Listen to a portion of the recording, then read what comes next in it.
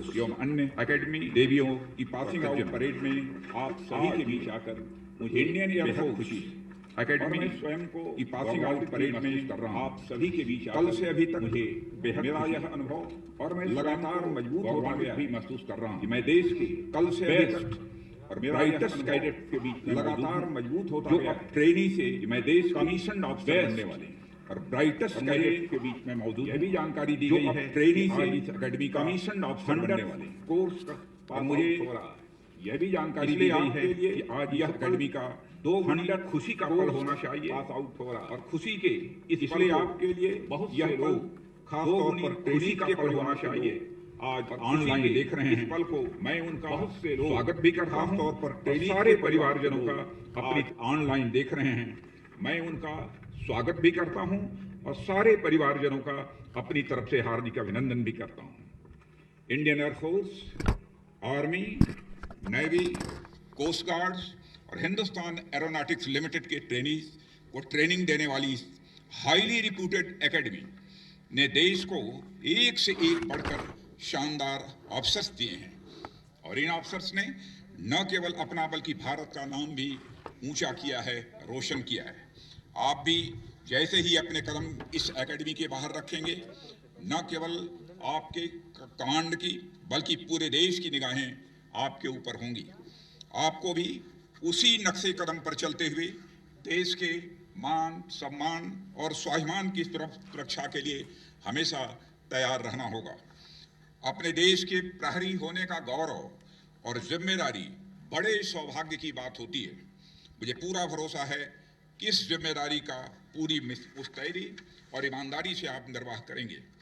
आज जब वायुसेना की यह प्रतिष्ठित एकेडमी अपनी गोल्डन जुबली से बस कुछ कदम दूर है, हम संकल्प लें कि अपने राष्ट्र की सुरक्षा, सम्मान और उसके प्रति समर्पण को नई ऊंचाइयों पर ले जाएंगे। देश की रक्षा का हमारा दायित्व और कर्तव्य सर्वोपरि होगा और हम किसी भी परिस्थिति के लिए हमेशा तैयार रहेंगे। अभी जब आपकी परेड मेरे सामने से होकर गुजर रही थी तो मैं उसमें अपने देश को आगे बढ़ता हुआ सुनहरा और सुरक्षित भविष्य में देख रहा था। हाई क्लास की आपकी ड्रिल, आपका टर्नआउट और सबसे इंपॉर्टेंट आपके इतने नपे तुले और सदे हुए कदमों की कदम ताल, आई वुड लाइक टू से इन अ सिंगल वर्ड, एक्सीलेंट।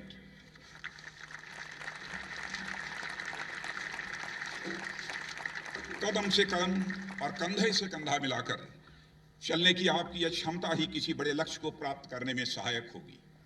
यही क्षमता तो हमारी आर्म्ड फोर्सेस को मजबूत बनाती है। आप लोगों के इंडियन एयरफोर्स, इंडियन नेवी और कोस्ट गार्ड में ऑफिसर बनने का साक्षी होते हुए मुझे भी गौरव की अनुभूति हो रही है। विशेष उपलब्धियों और सम्मान के साथ पास होने वाले कैडेट्स को मैं अपनी ओर से बधाई भी देता हूं और हार्दिक शुभकामनाएं देता हूं। मैं बधाई देता हूं अपने friendly countries Vietnam, Nigeria, Sri Lanka से यहाँ आए उन ट्रेनीज को भी जो इस एकेडमी से पास आउट होकर निकल रहे हैं। देश सेवा के लिए प्रोत्साहित करने और कदम कदम पर साथ देने के लिए मैं आपके माता पिता समेत पूरे परिवार को भी धन्यवाद देता हूं और उनका पुनः मैं अभिनंदन भी करता हूं। मैं उस ट्रेनिंग टीम की भी सराहना करता हूं जिन्होंने आपको सामान्य इंसान से फौलाद बनाने में दिन रात की कड़ी मेहनत की है। साथियों, अब आप जिस संगठन के अंग हैं उसका एक गौरवशाली इतिहास रहा है। देश की संप्रभुता, एकता और अखंडता की रक्षा के लिए इंडियन एयरफोर्स ने जरूरत पड़ने पर दुश्मनों के हौसले पस्त करने वाले शौर्य और पराक्रम का परिचय दिया है। 1961 के गोवा मुक्ति संग्राम से लेकर 65 के इंडो पाक वार, 71 के बांग्लादेश मुक्ति संग्राम और लोंगेवाला में आपका प्रदर्शन, 84 के ऑपरेशन मेघदूत, 99 के ऑपरेशन सफेद सागर और हाल ही में बालाकोट के कुछ ऐसे अध्याय हैं जो न केवल वायुसेना के बल्कि हमारे देश के इतिहास के गोल्डन चैप्टर्स माने जाएंगे। साथियों, हमारे एयर वॉरियर्स ने जिस तरह अपना सर्वस्व दांव पर लगाकर देश की आन बान शान पर कोई आंच नहीं आने दी, वह अपने आप में एक मिसाल है। शुरू से लेकर अब तक हमारे एयरक्राफ्ट भले बदल गए हों, इक्विपमेंट भी भले बदल गए हों, पर राष्ट्र की सुरक्षा का संकल्प, जोश और जुनून आज भी ठीक उसी तरह एक विरासत के रूप में बरकरार है जिसके आप ही वारिस हैं। अब इस विरासत को न केवल आपको सहेज कर रखना है, बल्कि एक वारिस के तौर पर इसे और भी आपको आगे ले जाना है। साथियों, अब तक एकेडमी में आपने जो अनुभव लिए हैं, सर्विस के दौरान आपके अनुभव उससे बहुत अलग होंगे। हमें उनके लिए न केवल वर्तमान बल्कि भविष्य की दृष्टि से भी तैयार रहना होगा। नॉर्दर्न सेक्टर में हाल ही में हुए इंडो चाइना स्टैंड ऑफ से भी आप अच्छी तरह परिचित हैं। कोविड जैसे संकट के समय में चीन का यह रवैया उस देश की नीयत को दर्शाता है। हालांकि हमने यह दिखा दिया है कि अब यह हमारा भारत कोई कमजोर भारत नहीं रहा है। यह एक नया भारत है जो किसी भी तरह के ट्रांसग्रेशन, एग्रेशन या सीमाओं पर किसी तरह के यूनिलैटरल एक्शन का माकूल और मुकम्मल जवाब देने की कुव्वत रखता है। हमारे द्वारा उठाए गए कदमों की प्रशंसा और समर्थन कई बड़े देशों द्वारा भी हुई है। आप सब भी इससे अवगत होंगे। हम किसी भी विवाद का समाधान शांतिपूर्ण और बातचीत के जरिए ही निकालने में विश्वास रखते हैं। दोनों देशों के बीच मिलिट्री और डिप्लोमेटिक चैनल्स के जरिए बातचीत हो रही है। मैं आज के इस अवसर पर फिर से कहना चाहूंगा कि हम संघर्ष नहीं बल्कि हम शांति चाहते हैं, मगर देश के स्वाभिमान पर किसी तरह की चोट हम बर्दाश्त नहीं करेंगे। हम किसी भी स्थिति का मुकाबला करने के लिए पूरी तरह से तैयार हैं। इसी तरह वेस्टर्न सेक्टर में पाकिस्तान से लगती सीमाओं पर आए दिन हमारा पड़ोसी कुछ न कुछ नापाक हरकतें करता रहता है। एक नहीं बल्कि 4 युद्धों में मात खाने के बाद भी हमारा पड़ोसी अब पाकिस्तान आतंकवाद के जरिए एक प्रॉक्सी वार लड़ रहा है। आतंकवाद की चुनौती के खिलाफ हमारी सेना, सुरक्षा बल और पुलिस पूरी मुस्तैदी के साथ मुकाबला कर रहे हैं। मैं उनका भी अभिनंदन करना चाहता हूं। अब तो भारत आतंकवादियों के खिलाफ देश के भीतर ही नहीं बल्कि सीमा पर ही, सीमा पार जाकर भी प्रभावी कार्रवाई कर रहा है। बालाकोट में इंडियन एयरफोर्स ने आतंकवाद के खिलाफ प्रभावी कार्रवाई करके सारी दुनिया को भारतीय सेना की ताकत और आतंक के खिलाफ उसके मजबूत इरादों से परिचित करा दिया है। साथियों, अब युद्ध के तरीके लगातार बदल रहे हैं और हमें उसी के हिसाब से खुद को ढालना आवश्यक होगा। साथ ही इन चुनौतियों का दायरा भी बहुत व्यापक हुआ है। आज देश के सामने चुनौती केवल सरहदों या समुद्र के रास्ते ही नहीं बल्कि स्पेस और साइबर स्पेस के रास्ते भी आ सकती है। और मैं मानता हूं कि आने वाले दिनों में डिफेंस केवल जल, थल, वायु की रक्षा तक ही सीमित नहीं रहेगा। यह एक ऐसा डायनेमिक चैलेंज होगा जिसके लिए हमें आने वाले दिनों में खुद को तैयार करना होगा। इसलिए अपने आप को लगातार अपडेट रखना आज के समय की जरूरत है। आने वाले संघर्षों में और बेहतर करने के लिए आपके अंदर एक सोल्जर ही नहीं, एक स्कॉलर का भी होना यह जरूरी है।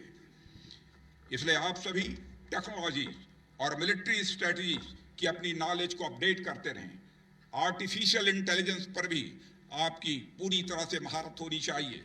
मेरा सुझाव है कि आप इतिहास से सीखें, वर्तमान में जानें और भविष्य की आप तैयारी करें। साथियों, हमारी आर्म्ड फोर्सेज की सेवा का दायरा केवल युद्ध तक ही सीमित नहीं है। हमारी वायुसेना ने राष्ट्रीय, अंतर्राष्ट्रीय स्तर पर अनेक ऐसी जिम्मेदारियां निभाई हैं जो हमारी रक्षा तैयारियों को सुनिश्चित करने के लिए बेहद महत्वपूर्ण है। वह चाहे पीस ऑपरेशन हो, ह्यूमैनिटेरियन एड हो तथा आपदा राहत कार्य हो, इंडियन एयरफोर्स की उसमें बहुत ही महत्वपूर्ण भूमिका रही है। इंडियन एयरफोर्स आज देश में फोर्स मल्टीप्लायर के साथ साथ सप्लाई लाइंस की मजबूती के लिए भी काम कर रही है। आज लद्दाख में मौजूद हमारी सेनाएं जरूरी हथियारों, इक्विपमेंट, कपड़े और राशन से लैस हैं, तो उसमें इंडियन फोर्स का पूरा कंट्रीब्यूशन है। यह मैं 2 टूक शब्दों में कहना चाहूंगा। सुदूर क्षेत्रों में हमारा सैनिक पूरे जोश के साथ तैनात है तो उसके पीछे यह आत्मविश्वास है कि किन्हीं भी कठिन परिस्थितियों में इंडियन एयरफोर्स हमारे साथ खड़ी होगी। भारतीय नागरिक भी, जहां हमने indigenous light combat aircraft Tejas को इंडक्ट और ऑपरेशनलाइज किया है, वहीं दूसरी ओर 5th generation multi role fighter plane Rafale को भी शामिल किया है। इससे एयरफोर्स की कैपेबिलिटीज तो बढ़ी ही है, साथ ही एयरफोर्स में एक नया कॉन्फिडेंस भी बिल्डअप हुआ है। हाल में डिफेंस में एफडीआई लिमिट में बढ़ोतरी, डिफेंस मैन्युफैक्चरिंग की नई पॉलिसी, ऑर्डिनेंस फैक्ट्री बोर्ड का कॉर्पोरेटाइजेशन जैसे कई कदम रिफॉर्म की दृष्टि से उठाए गए हैं। अपने प्रशिक्षण के दौरान आप लोगों ने सेनाओं में ज्वाइंटनेस के महत्व को समझा होगा। जिस समय आप यह महत्व अपनी किताबों में पढ़ रहे थे, लगभग उसी समय हमारे प्रधानमंत्री श्री नरेंद्र मोदी जी लाल किले से सेनाओं में ज्वाइंटनेस बढ़ाने वाले कदमों की घोषणा कर रहे थे। सेनाओं की क्षमता को और अधिक बढ़ाने के लिए सीडीएस और डीएमए की भी स्थापना की गई है। आप लोगों को बताते हुए साथियों, मुझे बेहद खुशी हो रही है कि एयर डिफेंस और मैरीटाइम कमांड के बारे में सोच विचार एडवांस स्टेज पर चल रहा है, जो आने वाले समय में हमारी सेनाओं को इंटीग्रेटेड और कॉम्प्रिहेंसिव तरीके से काम करने में काफी सहूलियत देगा। साथियों, हमारी आर्म्ड फोर्सेस के ऑफिसर्स के बेटर सेटिस्फैक्शन के लिए प्रमोशन और अन्य सुविधाओं से संबंधित मामलों में भी एक पॉजिटिव अप्रोच अपनाया गया है। मैं आप सभी को यह भरोसा देता हूं कि आर्म्ड फोर्सेस और पर्सनल के एम्पावरमेंट और वेलफेयर के लिए हम कोई कसर नहीं छोड़ेंगे। साथियों, इस साल 1971 के युद्ध में हुई विजय की गोल्डन जुबली मनाई जा रही है। यह साल है उन सभी योद्धाओं को याद करने का जिन्होंने भारत के लिए पराक्रम और शौर्य की दास्तान लिखी और कई बहादुरों ने अपनी जान तक भी कुर्बान कर दी।